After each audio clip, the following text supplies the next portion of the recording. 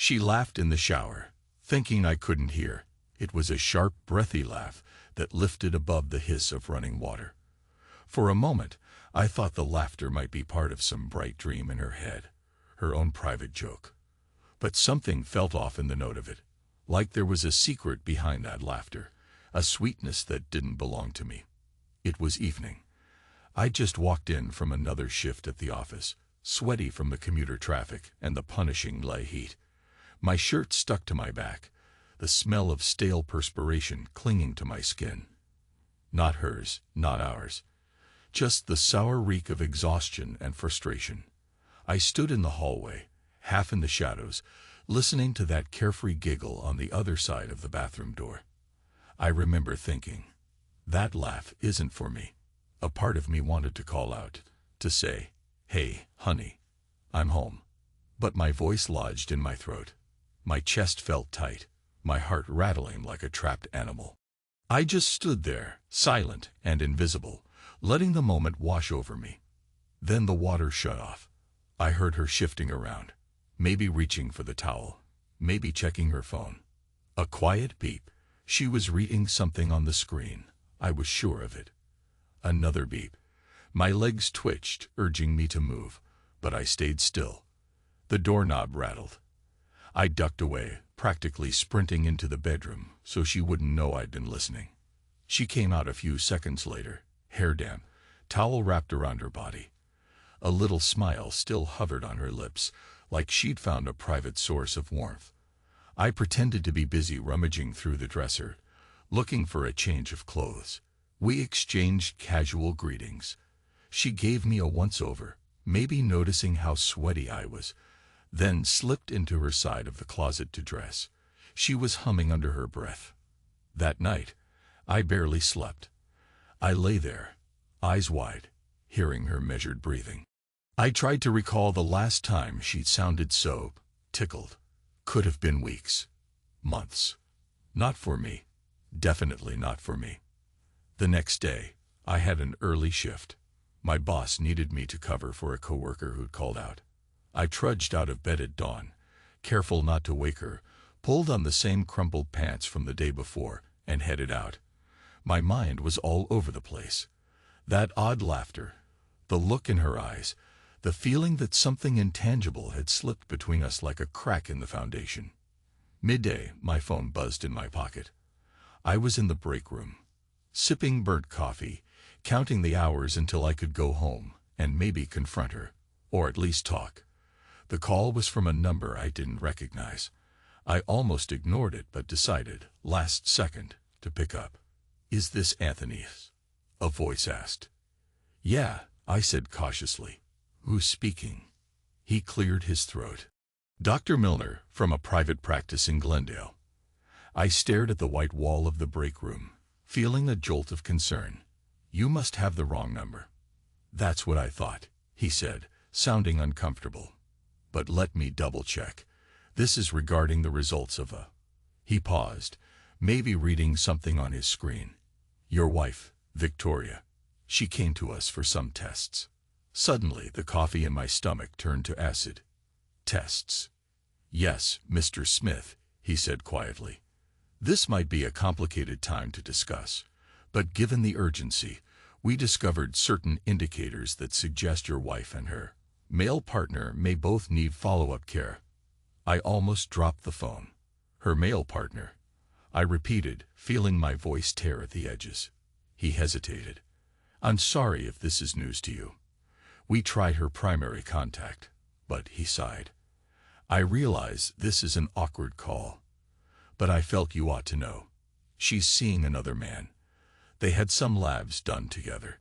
The results aren't life-threatening, but it's important you understand the implications." I couldn't speak. My tongue felt swollen, glued to the roof of my mouth. The overhead fluorescent lights in the break room flickered, and I stared at them, mind racing.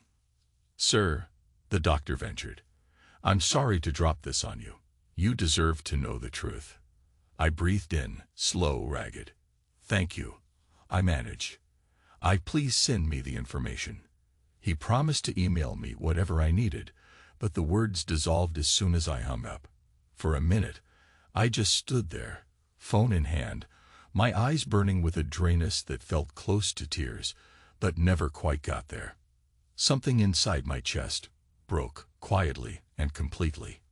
All my illusions, that maybe the weird laugh was just an inside joke, that we were in a rough patch but would get through it, all of that shattered. I felt something new stirring inside, something that started out as pure pain, the kind that hollows you. But beneath the pain, beneath the heartbreak, a seed of clarity formed, a cold determination. I went back to my desk, didn't speak to anyone. On the outside, I probably looked robotic, eyes locked on the screen. But in my head, I was rewriting everything I knew about my wife, about my marriage, about my own life. That day dragged on in slow motion, and by the time I left the office, I'd made up my mind. I wasn't going to cry, or scream, or break furniture. I'd do something else entirely, something that gave me back control. Because I felt like my entire life had been a lie. Like I'd spent years building a structure from rotten wood, painting it nice and tidy, proud of my happy home. While beneath the paint, it was crumbling. A man reaches a limit. And when he does, sometimes that limit unlocks a new side of him. One he never knew existed. When I got home, she was in the kitchen, flipping through a magazine, a glass of white wine by her side. She glanced up, face neutral. Maybe she saw something in my eyes, because she frowned. "Tony," she asked, using that shortened name. "You all right?" I forced a smile. "Yeah, just tired." I thought I'd confront her right there, but I didn't. I just went to the shower, turned on the hot water, and stood under the spray, feeling it beat against my neck. My mind roiled with images of her and another man. That unseen figure, sweaty hands on her skin. The thought made me nauseous, yet also oddly cold. I'd always believed, if something like this happened, I'd lose my temper, maybe tear the house apart. But that wasn't me anymore. I changed in the space of a single afternoon. I remembered my prayers, once upon a time, for us to reconnect, to find that spark we'd lost. Now, I realized I was done praying. The next day, I did something I never thought I would. I hunted down people from our past, people I knew she'd wronged. Her younger sister, Sharon, who'd always had tension with Victoria, though I never fully understood why. Her old college friend, Denise, whom Victoria had ridiculed publicly for being unemployed at one point, and an old neighbor from back in Milwaukee, Brian, who had once been humiliated by Victoria in front of everyone at his own high school graduation party. She had a cruel streak, subtle but sharp, and she never worried about the aftermath. I found them, one by one, called them up, or shot them messages on social media. At first, they were suspicious. "Why are you contacting me? What do you want?" But when I said I wanted to talk about Victoria and how she'd burned them in the past, I sensed an undercurrent of interest. Maybe a slow grin on the other end of the line, or a cautious curiosity. Like they'd waited years for something like this. We arranged to meet in a place no one would expect. An old, run-down house in Eastla, a kitchen that smelled of dust and mildew. It belonged to Sharon's friend, a guy out of town for a few months. We sat around the chip dining table, all of us with takeout burritos. Not exactly a feast, but something we could eat quietly while we hashed out the details. It was a strange gathering. I'd never seen these people together, though each one had a story about how Victoria had stepped on them, used them, or humiliated them. We were cautious at first, but as the night wore on, the tension grew into a shared sense of purpose. I didn't know exactly what I was aiming for, beyond some kind of retribution. But I felt less alone, less helpless. Brian recounted how Victoria publicly mocked him for stuttering during his high school graduation speech. Sharon talked about the day Victoria belittled her in front of a new boyfriend, making jabs about her weight and career choices. Denise explained that Victoria had basically outed her private financial struggles at a party, making her a laughingstock among mutual friends. They wanted payback, and for the first time, I saw my wife from the vantage of those who tasted her cruelty. It wasn't a pleasant view, yet I felt no pity for her, just a cold acceptance. This was the person who'd betrayed me. None of us howled or screamed. We just sat there quietly, munching on cheap burritos, occasionally letting out small, humorless laughs. We were like ghosts sharing a table, people who'd been wronged, forgotten, and now found a spark in common. It was around midnight when we disbanded, each returning to their own corners of the city. I walked out into the darkness with the promise that we'd do something. I'd keep them posted. I remember stepping into my car, feeling the upholstery cling to my sweaty arms, and thinking, this is insane. But also, this is the only way. Over the next weeks, I began collecting evidence, things I could use if I ever needed to pin her down legally. The cheating, the financial irregularities. She'd opened secret credit lines, apparently, her manipulative texts. I discovered she'd used a separate phone to communicate with her lover, a man named Marcus B. Not sure how she met him, maybe at some business event, but they'd apparently been seeing each other for months. The more I dug, the less it hurt. The pain was replaced by a grim determination. I taped phone calls, took screenshots, started building a quiet archive of her lies. She still believed she could mask her tracks. She had no idea that I was behind the scenes, rewriting the script of our married life. And then came the day I saw them together. I followed her to some upscale condo complex. I parked down the street, walked toward the building, pretending to text on my phone. I was half hoping I wouldn't see anything. But there they were, stepping out of the lobby elevator, talking in hushed, flirtatious tones. She had a thin shawl draped over her shoulders, and he had his hand on her waist. Marcus was tall, well-built, wearing a tailored jacket, the kind that exudes money. For a moment, I froze in the hallway's shadows, my heart pounding. The smell of expensive cologne wafted in the air. I watched them laugh. The same laugh I'd heard that night in the shower, and I felt a nauseous swirl in my gut. They were so casual, so comfortable in their little bubble. They made their way to his car, a sleek black sports model. Before climbing inside, she pressed herself to him. And the kiss was not gentle. It was hungry, a lover's kiss. I looked away, my face burning. That was my wife, my life, everything. And it had been twisted and shared with a stranger in the shadows. Part of me wanted to charge over, yank him away, demand an explanation. But I wasn't that man anymore. I changed. A predator stalking his prey, planning for something bigger than a mere confrontation in the street. I turned on my phone's camera, snapped a few photos as discreetly as I could, and then slipped away before they noticed. That night, I slept in the spare bedroom. She didn't even question it, said something about me not wanting to wake her up early for work. I just nodded. The air between us was thick with secrets, but she couldn't see the changes in me.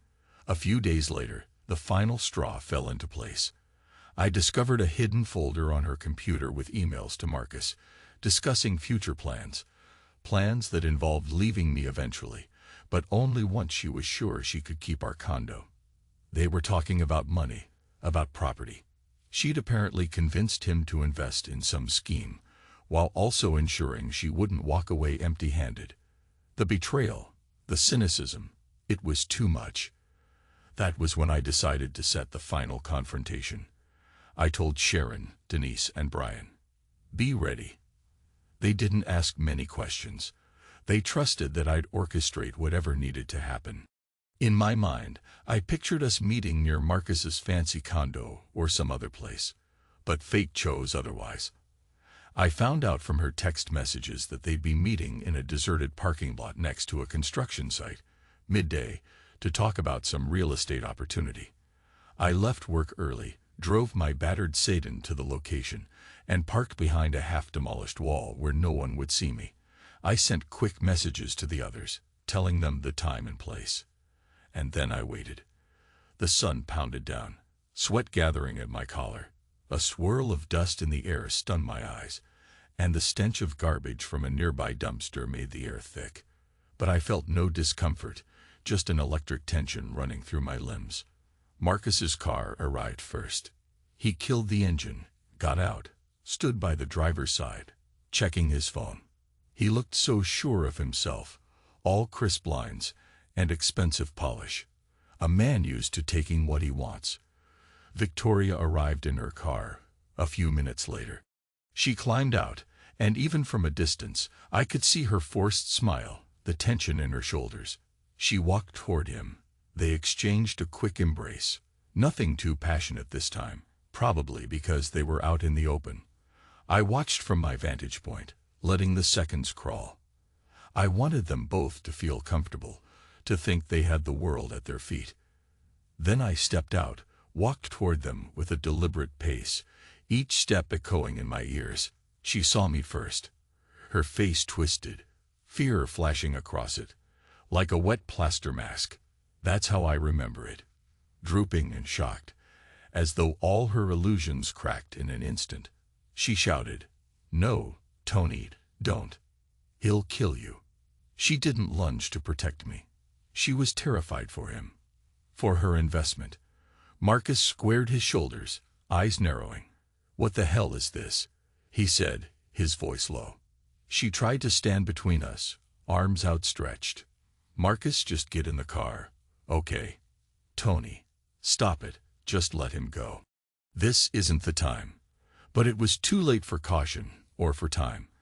I looked at her like she was a stranger in some mirrored corridor, my reflection all twisted. In that moment, my entire marriage lay dead at my feet, every shared dream nothing but rotted timber. I felt a presence behind me, Brian and Sharon, stepping quietly into the open, flanking me. Denise hung back, half hidden by the half-demolished wall. I saw recognition flicker in Victoria's eyes as she spotted her sister, then old memories flaring when she caught sight of Brian. "What is this?" she whispered, voice shaking. Marcus took a step, fists tight. "Who are these people?" I lifted my hand, an order for him to stay back.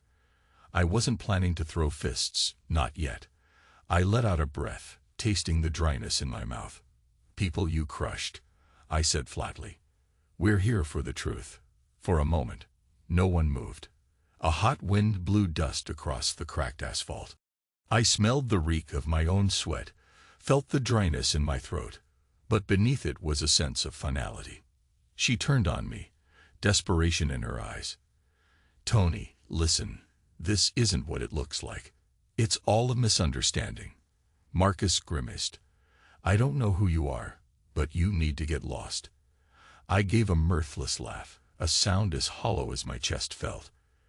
"I'm the husband," I said, each word measured. "And she's been telling you this whole time she'd walk away with half of everything, right?" I motioned to my phone, where I had the texts, the emails. "She has no intention of stepping out empty-handed." He looked at her, fury creeping over his face. What the hell is he talking about? She stammered something, but it was incoherent. Fear flickered between them. Finally, I saw them both realize they'd lost control, that the comfortable illusions were unraveling. I turned to Brian, who stepped forward, arms crossed. "Remember me," Brian said to Victoria, his voice trembling with old anger. "High school graduation.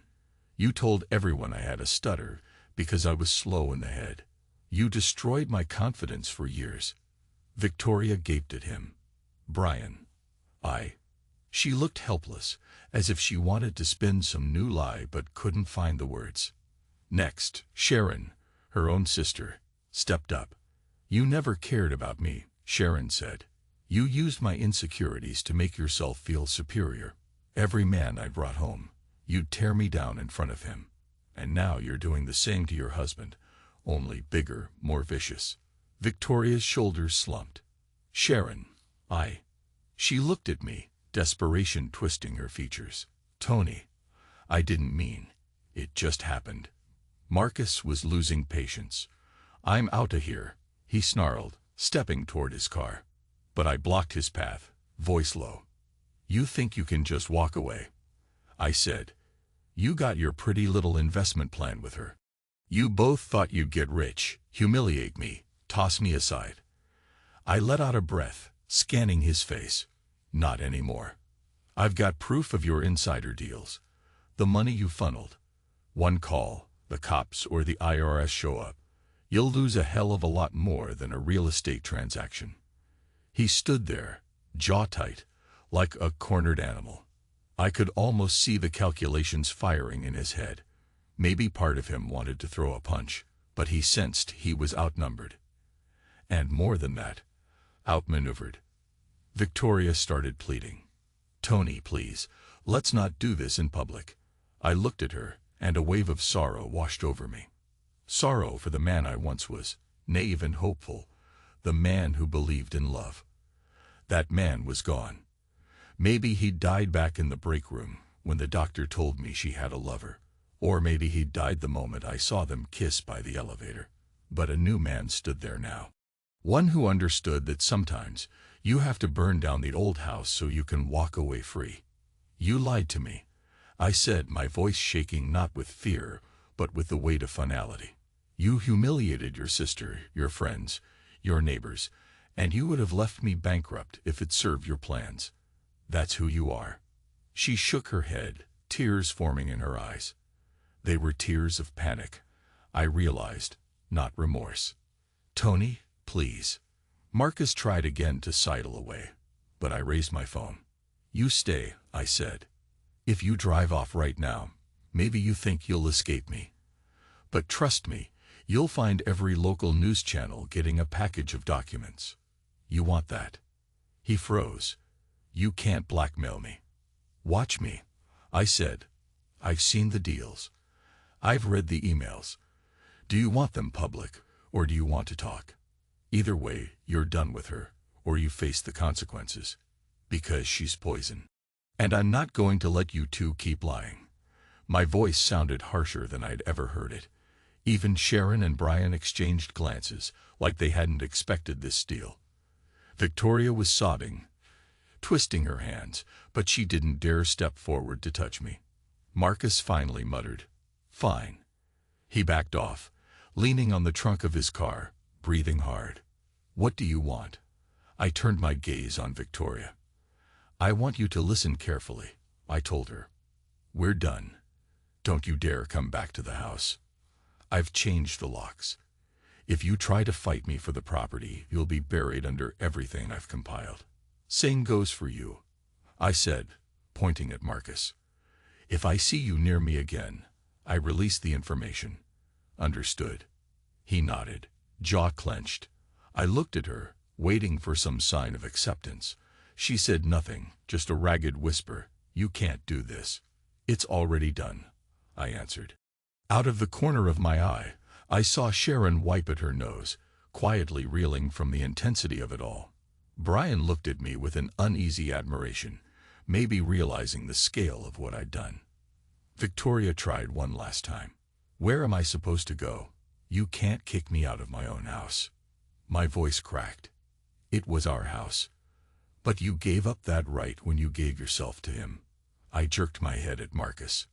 "Don't worry. He'll take you in."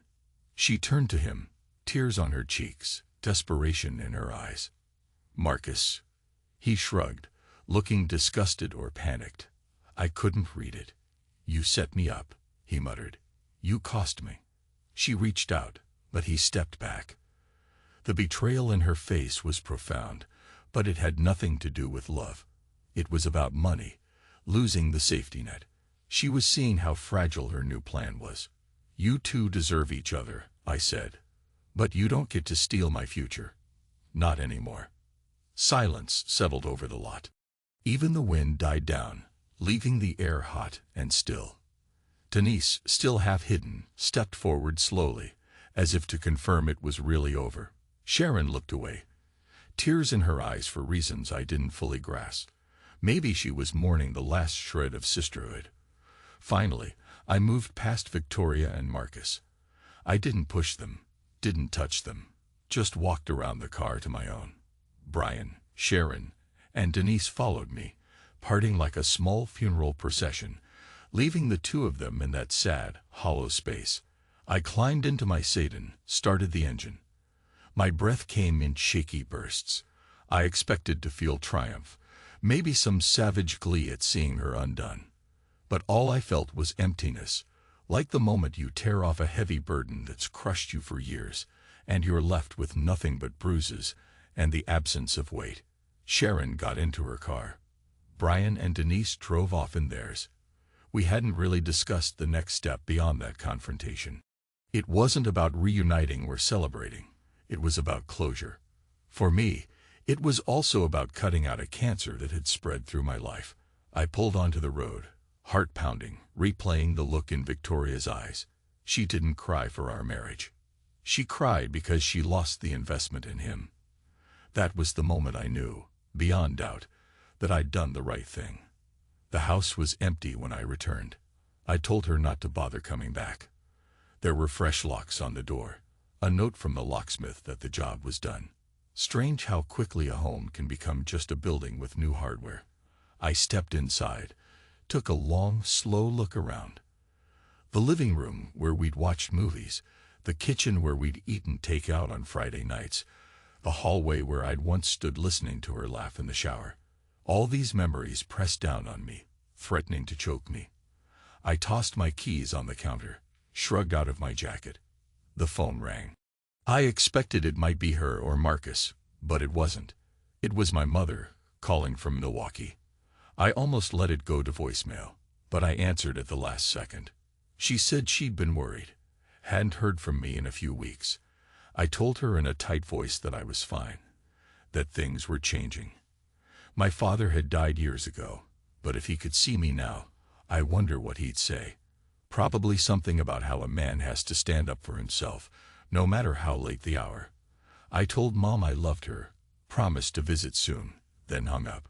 For a while, I just walked through the rooms, one by one, touching the furniture, running my fingers along the walls.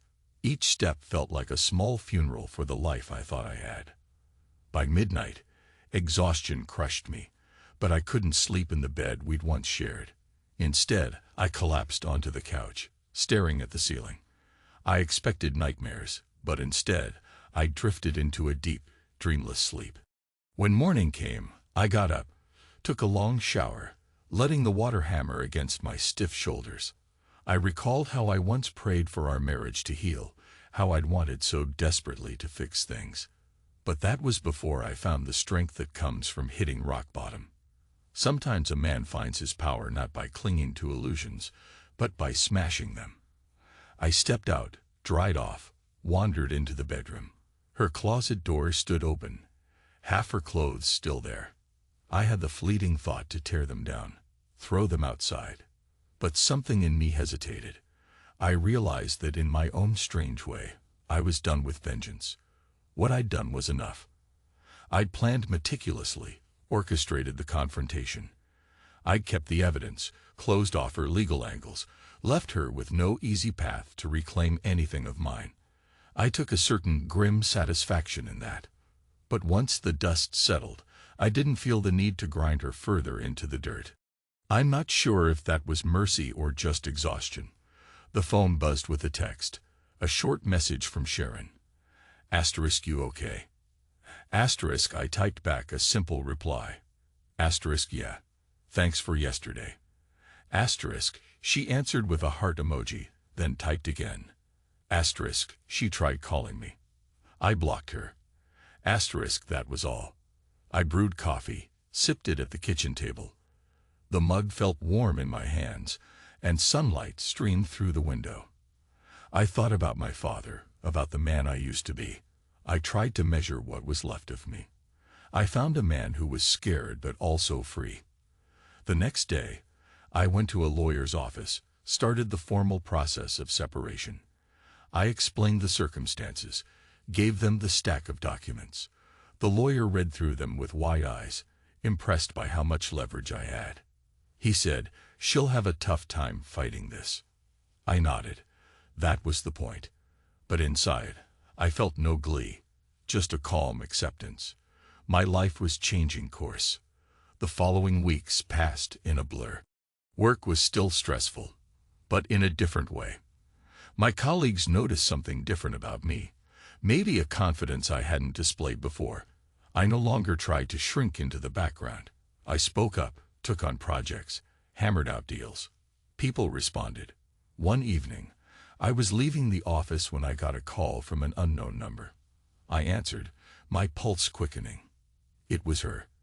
Victoria's voice wavered on the line, a tremor that might have passed for regret if I didn't know better. Tony, she said quietly, I want to talk. I walked out of the building into the fading light, cars rushing by on the busy street. We have nothing to talk about. She let out a shaky breath. I messed up. He, Marcus, turned out to be not what I thought. I don't know where to go. I listened to her, an ache forming in my chest that was half pity, half anger. I told you already, I said. We're done. You made your choices. She tried to plead, to paint herself as the victim. I never meant to hurt you. At that, a bitter laugh escaped me. Well, you did, and you did it knowingly. Silence hummed over the connection. Tony, she finally whispered, I lost everything. I closed my eyes, remembering the old prayers, the nights I used to lie awake hoping for her to love me like she once did. Now all I felt was a cold, heavy calm. Then maybe it's time you learn what that feels like, I said. Goodbye, Victoria. I hung up, turned off the phone, and headed for my car. I expected some pang of guilt or sorrow. But all I got was a sense that I'd just walked away from a ghost. Not long after, the divorce papers went through. She didn't even contest them. My guess is that she realized how thoroughly cornered she was. Word reached me, through mutual acquaintances, that Marcus was under investigation for shady business practices. She might have been caught in the crossfire if she stayed with him. So she bailed. I don't know. And I don't care. The day the divorce was finalized, I took a drive to the outskirts of the city, found a quiet overlook where I could see the sprawl of Lille. The wind was cool against my face, carrying the distant hum of traffic. I remember thinking how I'd spent so much time chasing stability, and how, ironically, losing everything I thought I wanted gave me more clarity than I'd ever had. I'm not claiming I feel victorious or happy. There's a hollowness in me that might never vanish. But I can breathe again. I can wake up without feeling like a fraud in my own skin. That's worth something. Maybe everything. I still think about the day in that dusty parking lot. The way she screamed, "No, Tony, don't." Not out of love for me, but out of fear for him. I wonder if she regrets it now. Possibly. Or maybe not. She's always been good at rewriting her own story. But for me, vengeance was never about revenge alone. It was about cutting the chain that bound me to someone who never cared. I saw the look in Sharon's eyes, in Brian's, in Denise's, and I realized that freeing myself was also a small justice for them. She'd never apologized to any of us. She'd never lost a wink of sleep over the harm she caused. Well, now she had her reckoning. And me. I discovered a deeper layer of strength inside my own weakness. Sometimes a man has to reach the edge, to realize how fragile his illusions are. You hold on to them, you beg them to be real, but they slip through your fingers like dust. When you finally let go, you either collapse, or you stand up taller, forged by the pain. I think about that shower scene sometimes, about the sound of her laughter. It used to haunt me. Now, I see it as the first crack in a dam that was always doomed. That laugh wasn't meant for me. And once I understood that, I began to see everything else. The smell of sweat that wasn't hers, the private phone calls, the late nights. I remember how I used to pray for her to love me again. But now, I realize those prayers were just me refusing to face the truth. Love had died long before I found out about Marcus. We were just living on autopilot, lying to each other, lying to ourselves. In the end, I learned that sometimes the greatest mercy you can grant yourself is to stop hoping for resurrection and let the dead things go. We men often talk about losing face, about not wanting to seem weak. But real strength comes when you accept that you've been broken, and you decide that brokenness is just the beginning of something else. So yes, I'm alive. I'm different. A little quieter, maybe. A little colder. But I'm free. And that freedom tastes like possibility. I stand here, looking at the city lights flicker in the distance. I inhale, noticing for the first time in a while the crispness of the air. My phone vibrates, but I don't check it. Maybe I will later, maybe I won't. Because I have all the time in the world now. No more illusions. No more living for someone who sees me as a stepping stone. And if she calls me again, crying or demanding something, well, I've already rewritten that script. There's nothing left for me to give. I go back to my car, open the door, and settle into the driver's seat. A wave of tiredness washes over me, but it's the kind of tired that comes with a strange peace. I start the engine, feeling its steady hum beneath my hands on the steering wheel. A single phrase echoes in my head, one that's been there ever since I first discovered her betrayal. Asterisk might as well burn it all down and see what grows in the ashes.